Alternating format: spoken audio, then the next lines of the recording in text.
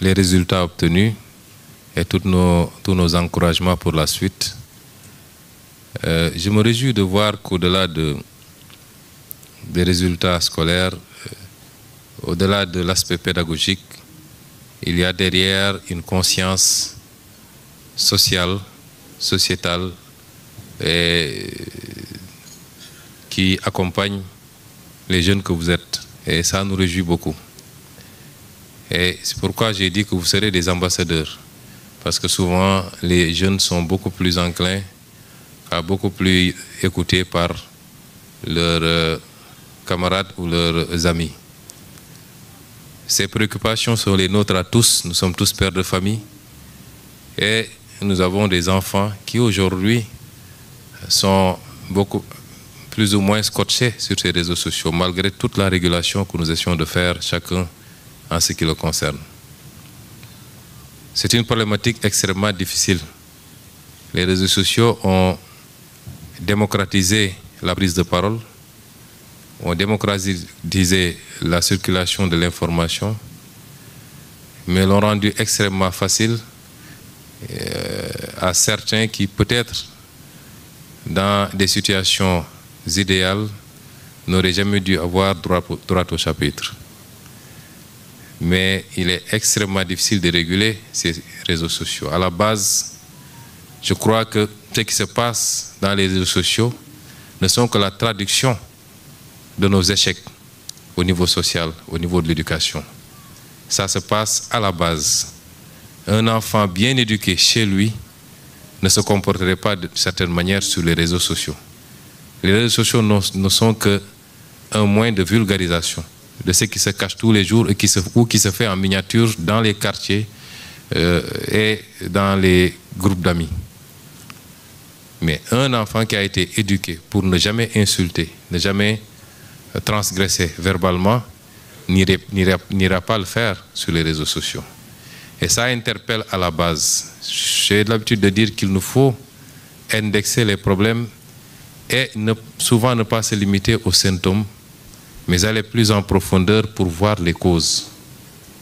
Et la première cause, c'est qu'aujourd'hui, nous devons tous admettre que les difficultés économiques aidant peut-être, beaucoup de parents ont plus ou moins démissionné de l'éducation à la base de leurs enfants. Et si ça se traduit de manière amplifiée sur les réseaux sociaux, ça se vit tous les jours dans la rue. Tous les jours, un père de famille peut se faire insulter par un jeune pour un oui ou un non.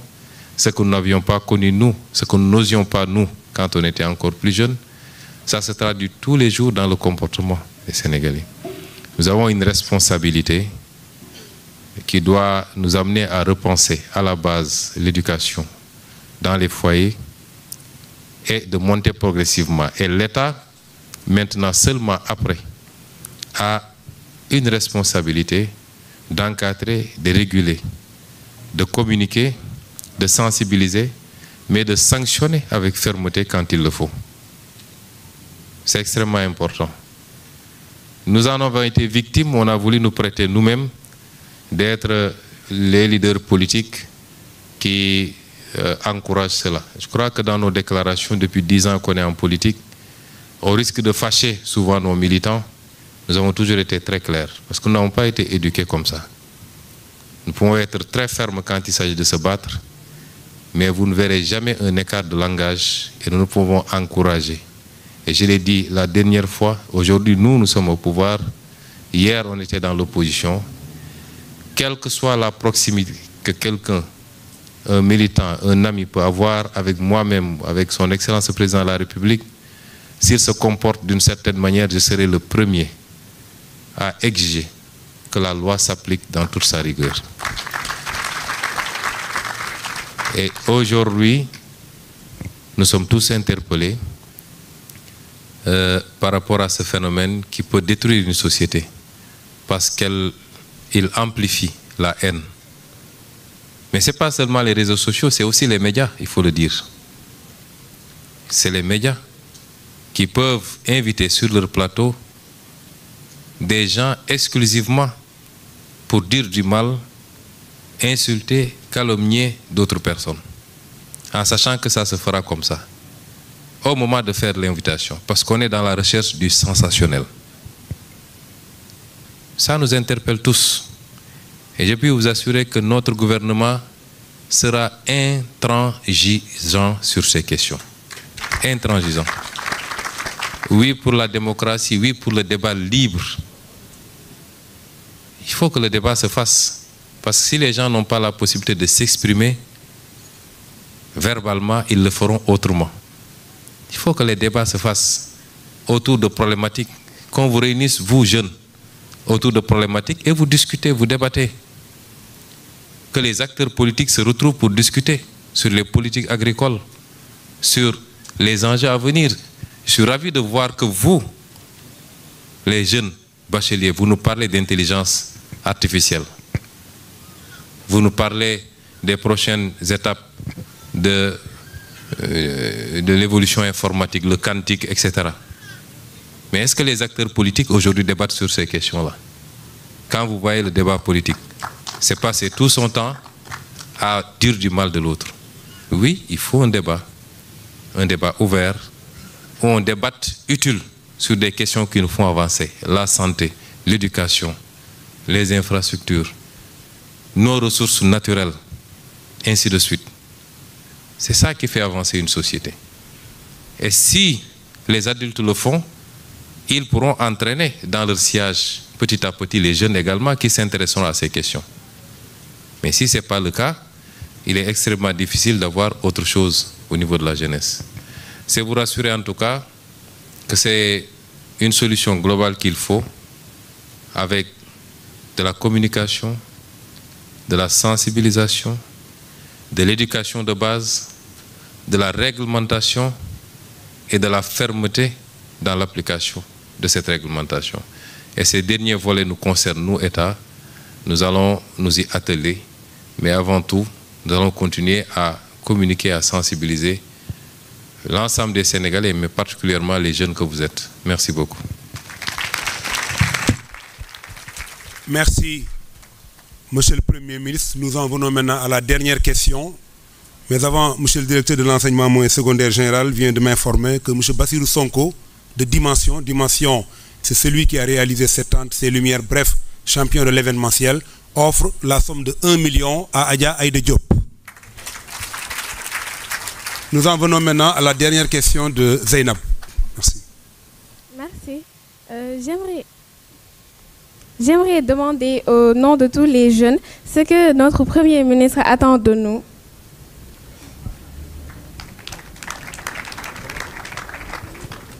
Merci beaucoup pour cette question qui me ravit d'ailleurs parce que vous savez, on est dans un pays qui est constitué à 65% de jeunes. Ça peut être un gros obstacle, un handicap, comme ça peut être une formidable force pour la transformation structurelle de ce pays. Ailleurs, les gens ont réussi à en faire une force. Je veux citer les sociétés asiatiques qui ont, lors de ces 50 dernières années, ont fait des bonds extraordinaires. Chine, Corée, Japon, etc. Mais ici, on peine encore à le faire.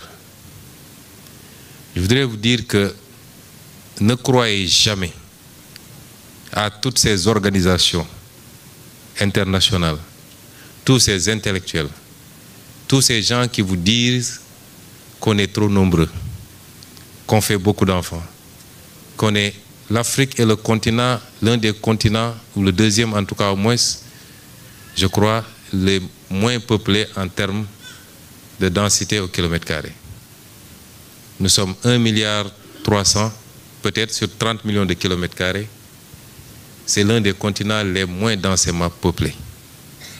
Nous ne sommes pas encore assez nombreux. Et il nous faut aujourd'hui, ceux qui aujourd'hui ont pensé qu'ils ont atteint un certain nombre de développements au point de ne plus avoir besoin de jeunesse, ont arrêté de se reproduire presque, ou le font très faiblement, commencent à s'inquiéter. Et ces gens-là auront besoin de notre jeunesse à nous. Mais nous devons avoir plus besoin de cette jeunesse qu'eux. Et c'est pourquoi d'ailleurs, à commencer par vous qui avez excellé dans les études. Tout à l'heure, le président de la République me le rappelait. Sur certains aspects, parce que nous avons une ambition d'aller très vite et très loin. Et pour aller très vite et très loin, en matière de développement, il faut pouvoir savoir faire des sauts de mouton, des leapfrogging, comme disent les Anglais. Il faut savoir sauter des étapes. Mais pour sauter des étapes, il faut cibler des domaines très pointus et y travailler pour avoir la matière grise qui vous permette de sauter ces étapes. Vous voyez, la Chine, il y a 30 ans, personne ne misait autant sur la Chine qu'aujourd'hui. Mais la Chine a su faire des sauts de mouton et aujourd'hui est la seule quasiment à maîtriser la technologie de la 5G. A fait un saut extraordinaire, qualitatif, pour damer le pion au monde occidental sur un certain nombre d'aspects. C'est le fruit d'un investissement sur les ressources humaines.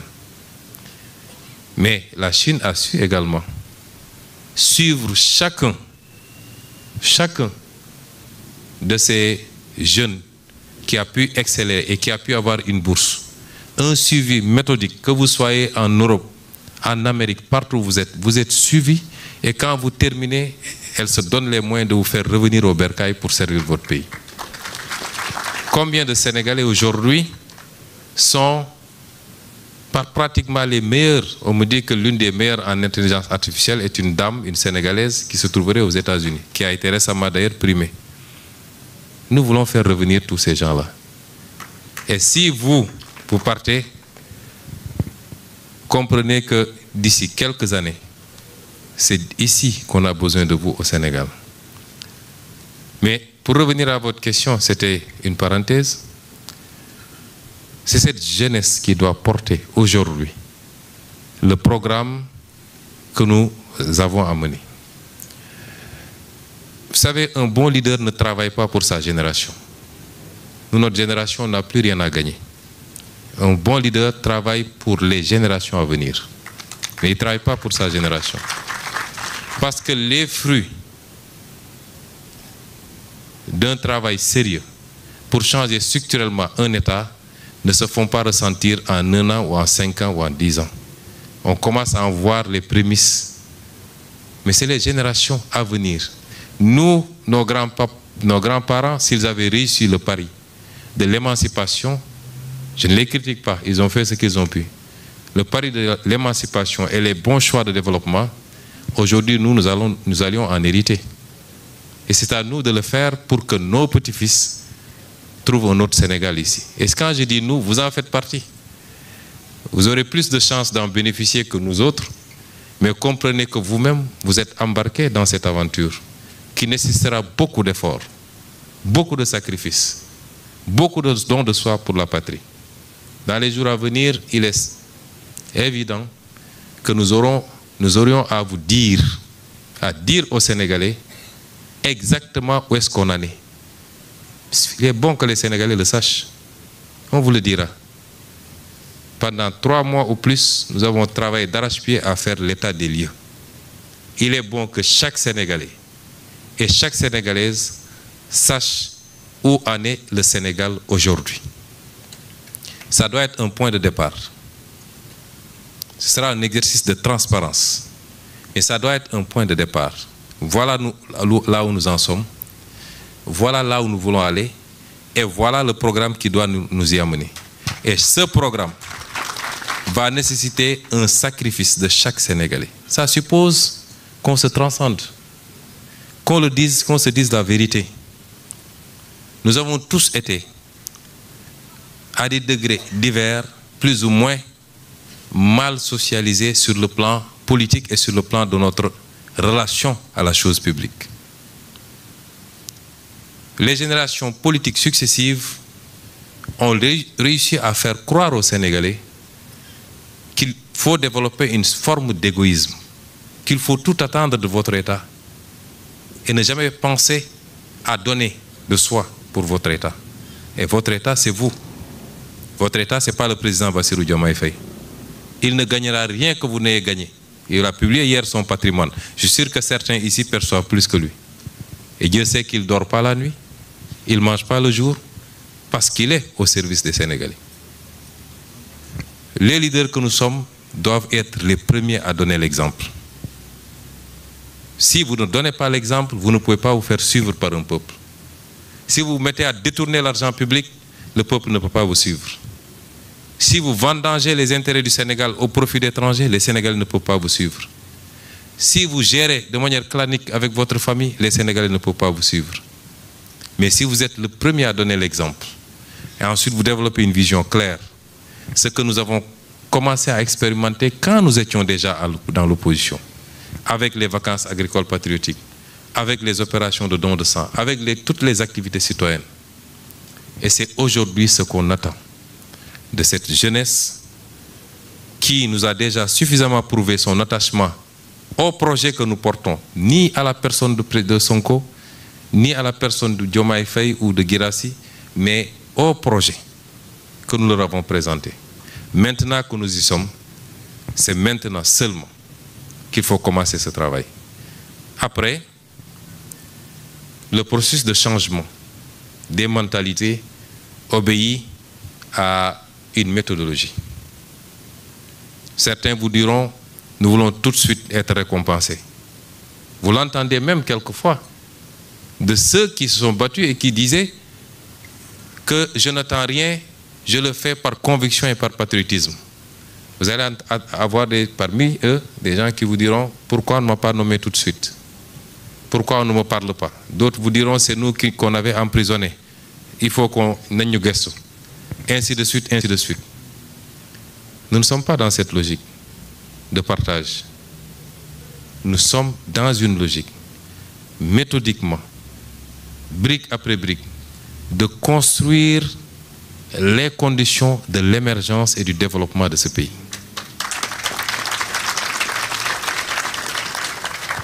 Nous le ferons avec méthode. Nous le ferons en intégrant et en incluant tous les Sénégalais. Encore une fois, ce n'est pas parce que je n'ai pas telle responsabilité que je ne peux pas servir mon pays. Le public a ses limites en termes de capacité d'absorption. Mais chaque Sénégalais, là où il est, dans la manière de servir, de travailler, de se mettre au service de la collectivité, peut être porteur du projet que nous avons pour le Sénégal. Et je dis à cette jeunesse également que nous comprenons ses souffrances. L'oisiveté, le chômage, le désir de réussir pour soi-même d'abord.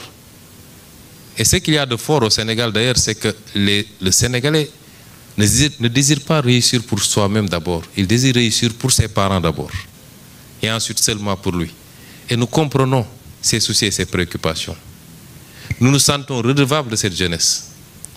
Mais nous les appelons encore à la patience et à l'engagement pour porter ce projet. Parce que ce n'est pas en un jour que vous allez régler, par exemple, tout le problème de l'emploi. Ce n'est pas en 4 mois que vous le réglerez. Mais quand nous allons vous présenter le référentiel, nous le présenterons aux Sénégalais. Et nous allons porter nous-mêmes, quartier par quartier, ville par ville, pour que les gens comprennent ce que nous voulons faire. Ce référentiel est en cours d'élaboration. Il sera disponible dans quelques semaines, Inch'Allah. Quand nous allons le présenter, chaque Sénégalais pourra se retrouver dans ce qu'on veut faire. Et ensuite, nous avons besoin d'avoir un bloc de Sénégalais, particulièrement des jeunes, pour mener les combats à mener. Je peux vous rassurer ici, je l'ai dit plusieurs fois, nous avons énormément de ressources. Ces ressources ont été mal gérées. De mauvaises conventions ont été signées et nous n'en gagnons pas tout ce qu'on devait gagner. Nous avons besoin que tout le peuple soit avec nous, derrière nous, en bloc, pour nous permettre de renégocier toutes ces conventions pour qu'on gagne ce qu'on doit gagner de notre gaz, de notre pétrole, de notre or, de notre zircon, de nos ressources halieutiques, et qu'on puisse aujourd'hui utiliser le produit de tout ça pour financer notre développement de manière endogène. Et ça, nous l'attendons également des jeunes. Nous attendons des jeunes qu'ils se lèvent et qu'ils se hissent à ce niveau du débat, et non pas dans les invectives que nous voyons souvent dans les réseaux sociaux, comme vous l'avez dit. J'ai été particulièrement frappé par un jeune que j'ai reçu le jeudi passé, si je ne m'abuse. Ce jeune m'a envoyé un message. Et il m'a interpellé, c'est un jeune de 23 ans, étudiant. Il m'a interpellé sur les ravages que les jeux de hasard sont en train de faire, de causer à la jeunesse. Et surtout sur les publicités, sur les réseaux sociaux. Et il m'a même sorti les articles du code qui interdit ce type de publicité, qu'il a mis dans son message. J'ai appelé mon chef de protocole, je lui ai dit, prenez ce numéro, appelez-moi ce jeune, je vais le recevoir. Parce qu'il m'a beaucoup marqué par rapport à ce niveau de conscience. Et nous avons besoin de cette jeunesse pour ça, mais nous avons aussi besoin de la jeunesse pour l'engagement citoyen, comme on l'a dit. Quand on est arrivé au pouvoir, j'ai demandé au président de la République de me permettre de reprendre le service civique national à la primature. Parce qu'il me semble essentiel de pouvoir, à travers cet outil, développer un nouveau type de citoyen au Sénégal. Nous sommes en train de finaliser le programme national du civisme et de la citoyenneté. Quand nous l'aurons terminé, nous allons venir à votre rencontre, vous les jeunes. Parce que, le ministre vous l'a dit, moi je suis obnubilé, fasciné.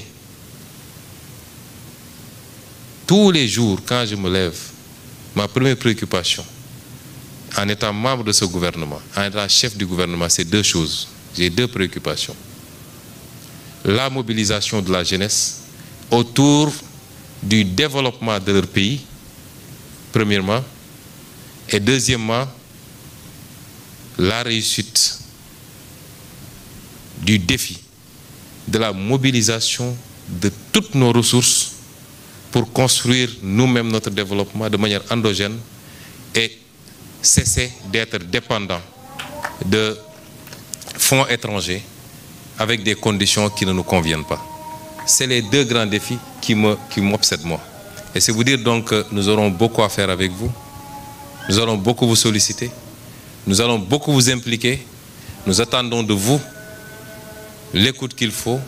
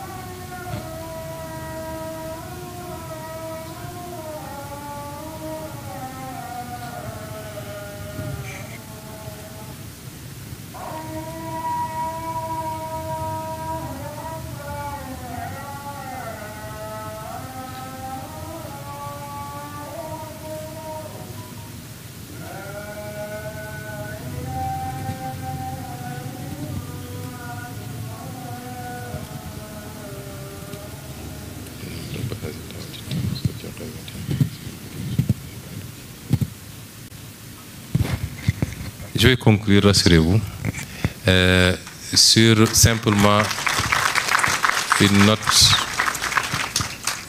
une note d'appel à cette jeunesse également.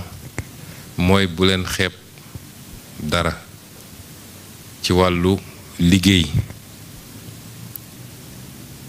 lu ñu andi nit nekk na multimilliardaire te su la waxee fi mu démarré doo ko gëme te bëri na lu ñuy bañ fii te suñu demee feneen nangu ko fa na jeunes yi des fii ci réew mi nañu bàyyi immigration clandestine de solution dem ci géej gi di fa ñàkk seen bakkan jaru ko nañu toog ci réew mi ñu àndandoo nag ndax ñoom ñoo xeex ba teg fi seeni masse pratiquement président Bassirou Diomaye Faye li mu magee mun naa de mi ngi ci biir jeunesse bi ba léegi ñoo fi teg seeni masse ci kaw programme bi ñu am ak gis-gis bi ngalawaay nañu toog ci réew mi ndax du image bu rafet saa su ne ñuy woon àdduna bi yépp ay gaal yu këpp ci biir géej gi ñu naan nangami ndaw faatu nañ ci réew moo xam ne nu mu métti métti métti gaw ma ni xiif am na fi ba nit di dee parce que lekkuloo walla naanuloo te jàpp naa ni millions yi nit di def di ko jox passeur pour dem Europe bu góorgóorlu woon fu tuuti fii moo xam day dem defi aviculture wala mu def apiculture wala mu dem di jënd di jaay wala leneen mun na ci am lu mu suturloo en attendant di progresser kon bu ñu àndee dañuy ànd ci dëgg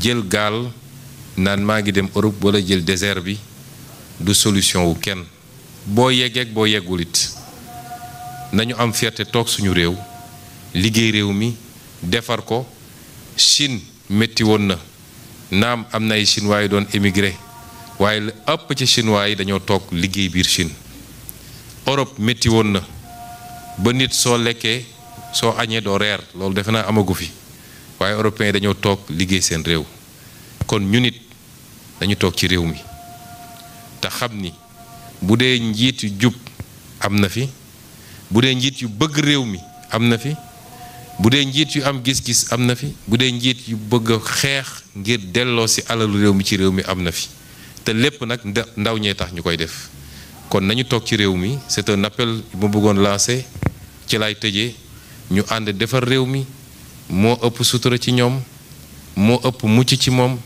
moo ëpp ëllëg ci ñoom tey ñu bëri ñu demoon génn dans des conditions beaucoup plus normales dem jàngi ña ngay dellu si réew mi ñii di investir dans le privé ñii ñu jël leen ci biir état bi defe naa bi ñu toogeeg léegi la ñu nommé ci waa diaspora bi ci ay ministres ak ay directeurs généraux ak leneen defe naa nguur mosu koo nommé fii bi ñu toogee ba léegi waaye li muy firndeel rek mooy même ñu demoon dans de bonnes conditions ñoom ñëpp tey seen xel mooy dellu si ci biir réew mi parce que nit sa réew rek nga am kon c'est un appel que je voulais lancer à la jeunesse soyez patients soyez endurants soyez persévérants engagez-vous pour votre pays tolloogu leen fu ngeen ni amee bay ñàkk jarul yàkkamti waaye man li ma gëm nit bu jubee sawar dëggu yàgg dina réussir ci àddunaam réussir nag ça veut pas dire que ñëpp nekk millionnaire wala milliardaire waaye li nga soxla pour sa dund di nga ko am